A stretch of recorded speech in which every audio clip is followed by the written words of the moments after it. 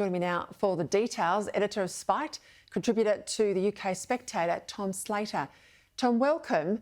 Now, as I understand it, the royals weren't supposed to be named. That's the line by the author. It certainly hasn't happened in the books that have been published in the UK. My colleague, Piers Morgan, has named them. I think it's an esoteric argument if I don't repeat what he said. The names are Charles, as in the King, and Catherine, as in the Princess of Wales.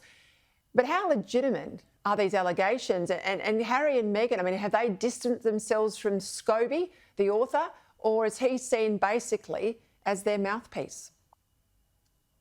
Well, yes, I mean, how legitimate are these allegations? I mean, you have to look at the source. I mean, Omid Scobie is a sort of celebrity journalist who suddenly became a royal correspondent, very much hitched his wagon to Harry and Meghan, and is quite widely seen as kind of Meghan's representative on earth, really. Meghan had to admit in court a couple of years ago, having previously said she had no contact with him, that she had actually briefed her aides to brief him for a previous book he wrote about the royal couple. He claims that he didn't want the royals to be named, and yet the reason this has come out is because the name suddenly appeared in the Dutch edition of the book. He puts it down to a translation error, but you can't translate names out of nowhere.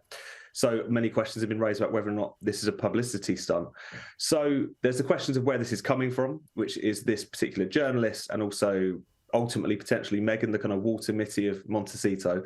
But also there's the question of what the allegations are themselves. We should remember this essentially comes down to what Meghan and Harry alleged was what they see as an unpleasant conversation where there was speculation about what skin colour their son might have.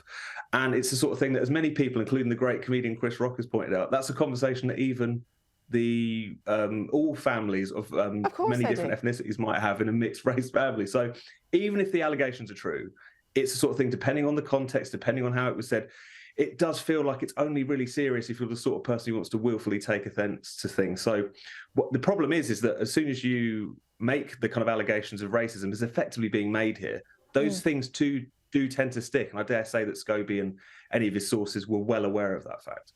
I have to underscore that point there. I'm a very tall family, and when people in my family have married shorter people, there's been a debate, are they going to get dad's height or mum's height?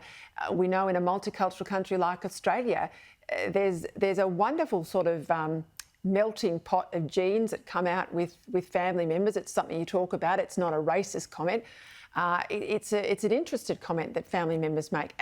I'm interested though, where are Brits landing on this? I mean, are they on the side of the California whingers or on the side of working royals in London? What's the mood in Britain on this?